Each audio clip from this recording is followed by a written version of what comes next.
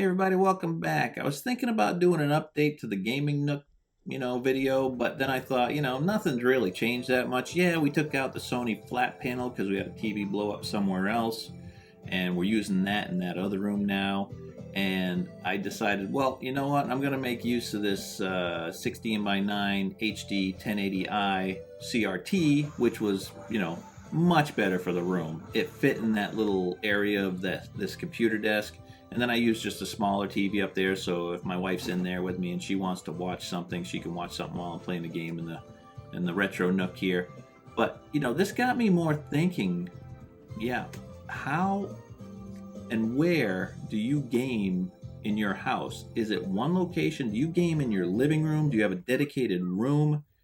Are you like me? And you'll find out that any given day, I might feel like I want to play a game here, I want to play a game there. Where is that? And, it's great to have this room, but like I'm only in there maybe 20% of the time of my gaming time. And there's nothing wrong with that. I mean, I could hook up anything in here. I've got all the cables, all the adapters to go anywhere from, Atari 2600 all the way up to, a Switch or a PS. If I had a PS4 or 5, which I don't care anymore, but I could do that on these systems, and that's to get the retro feel of playing games on CRTs more. And I'll tell you what, playing a really modern game in widescreen on a CRT really looks special. It's not as crisp, yeah, obviously, but it can be pretty clean looking when you're running 1080i. So, don't knock it till you try it. But then again, nothing looks better than an old console playing on an old CRT, in my opinion. So it's nice to have this room, but this isn't where I always want to be. And let's talk about that. What other rooms do you guys play games in? For us, the primary place is going to be the living room. We got a nice 55-inch screen, 1080p. I don't have a 4K yet. Until one of these TVs die, I'm not getting a 4K, even though they're probably not even half. They're probably less than half the cost that I paid for this TV now, unless you buy really, some super fancy one. But this is where we play most of the games, and I've got a 7-point surround sound system in here, and anything you play in here, from an old game on the NES, N64, all the way up to the Switch, sounds fantastic when you get some bass kicking in and stuff. But this is where we'll watch our DVD movies, our TV shows, Netflix most of the time, stuff like that, Hulu. But also, there's a core set of games I have out here. I've got the Switch, the Wii, the Wii U, both can play on there. I've got the Game Boy I've got the GameCube with the Game Boy player, so I can play Game Boy games, Game Boy Advance. And then obviously, the Switch has so many retro games you can play on there too, in collections like that. Also, I've got my Elgato hooked up here, where I can hook anything into that and can record on the computer I have on the opposite side of the room, and I'll show you that next. But this is the primary gaming area, is right here. And, it's great. And again, though, it looks a little cluttered in front there, but there's nothing I can't clean up in a matter of minutes. Now, it's not my wife that makes me clean stuff. I just don't like there being, clutter that never can go away, and it's just a disaster to clean. So I want to be able to have something that no matter where I'm playing games, if we're having company over or something, I can clean all that junk up in a couple of minutes and have it all tucked away nicely. So swinging around to the other side of the room, I got my older PC. I don't have a new PC. I mean, we've got a newer laptop that we could use for some newer gaming. But I don't play a lot of new games on PC anymore. There was a time where I used to say I'm going to play newer games on PC. Why would I buy a PlayStation and an Xbox and they can come out on there? And actually, I do get those games now, and they still run fine on this older PC. But this is where I've got my PC, and I've got my Mac set up, and I do all my recording onto the Mac and do the crappy editing through iMovie. But I also have the ability to run any of these computers to the TV. I've got a line running through HDMI that I can hook up to the PC or the Mac, or even on the Mac, I can just stream it through the Roku device over there, which is pretty handy. There's a little bit of lag, so you wouldn't want to just play a game directly off that. But this is my personal computer gaming area. One thing that I'd like to note is that as far as emulation goes, I have preferred now using what's called OpenEMU on the Mac.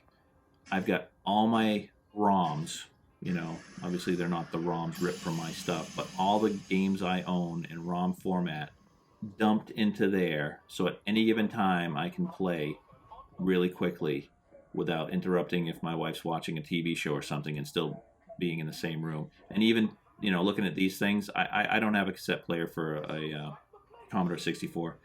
I don't have the Famicom disk system, but I've got games I've purchased for the ability to play and collect, and I can emulate them, but I just prefer now to actually own a physical copy of something.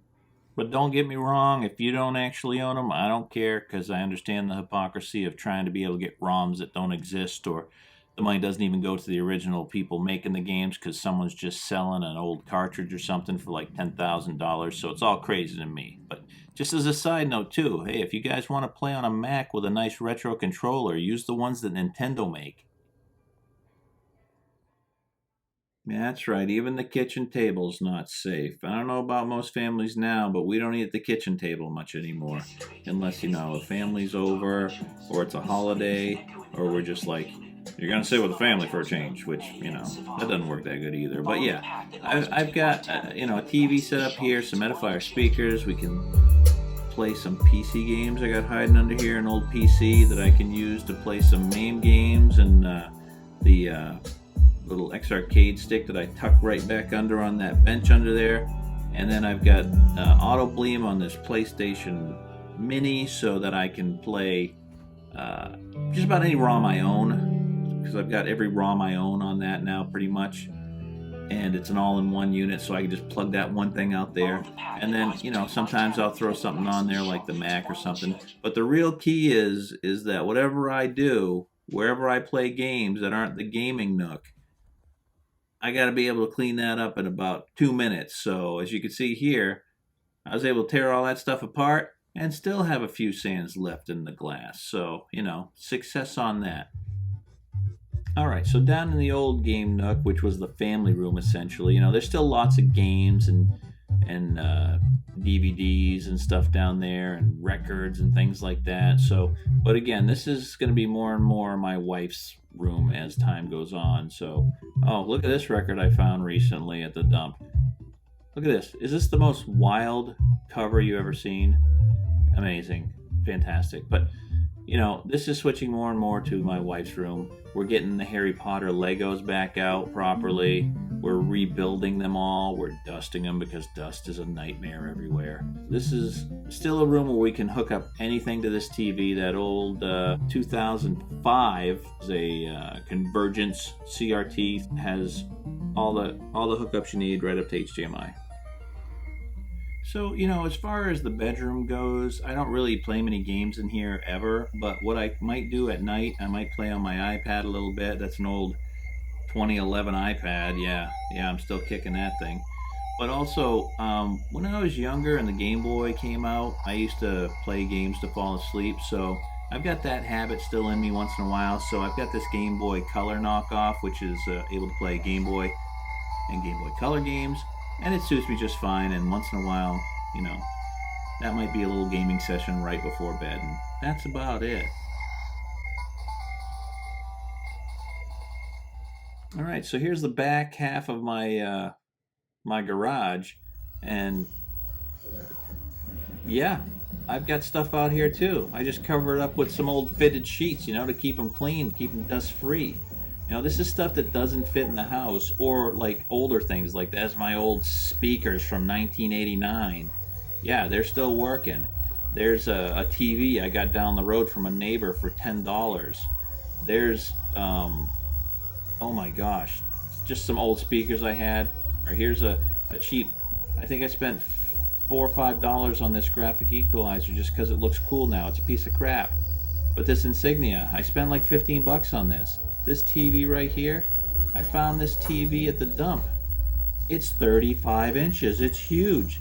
It's a Mitsubishi. I used to have a 40-inch Mitsubishi, but we gave it to some relatives, and their house got struck by lightning and it blew it up, which is, it's soul crushing to me because it was such a nice TV. But here again, I found this one right at the local dump. They were throwing it out, and I was like, hey, can I try that? Funny thing was, there's this little panel at the bottom that lifts up and down. You can probably see it there. It kind of pokes in and pops back out. The thing wouldn't turn on, so I was like, ah, crap, you know. But then I push that panel out, and then it runs. You know, again, this is a perfect TV to bring out here. And like these have a little bit of a hum to them. You know, they're older. They're not in as good a shape as some others. But you know, I come out here. I can sometimes I sit right on the riding mower while I play. It's a comfortable seat. Sometimes I'll throw up a lawn chair. But, you know, and if it's a little warm, I'll put on fans. But there's nothing like playing in the garage on a nice, cool, crisp spring or fall day. You know, it's really nice to just get out of the house, but still be playing games. And finally, in our kitchen, I've got an Indiana Jones pinball machine for some real physical, you know, pinball. And finally convinced my brother to bring his Neo Geo back home. Sad thing is just like a couple of weeks after he brought it back home, after leaving it with me for a decade, the monitor crapped out. So I feel bad about that, but I feel good that I didn't blow it up. I don't know, maybe it was just he was at his camp, maybe the power wasn't good, who knows. But you know, that's something that always concerns me, is having someone else's stuff. And I mean, his Neo Geo is a highly valuable system, especially with all the games he has. But sometimes, you know, I will fire this up. It's almost more maintenance than getting to play nowadays. You know, I get stuck flippers a lot trying to deal with that. You can see the one on the right is sticking, so I've got to fix that now. But it's always something. But that's the way it is if you want a pinball machine. And if I'm going to invest any effort into having a pinball machine that I got to keep fixing, I think Indiana Jones: The Pinball Adventure is a pretty good one to have. You know, in my book, it's one of the top 10. I don't think it makes top 10 in everybody's book. I think it's probably somewhere in the top 20s, but this is, to me, a top 10. Hey, so that's all the different places I play games in the house, which is pretty much anywhere. So, you know, let me know where your favorite place is to play, and let me know if there's any places you've been banished from and you're not allowed. Thanks for checking this out, and we'll see you next time.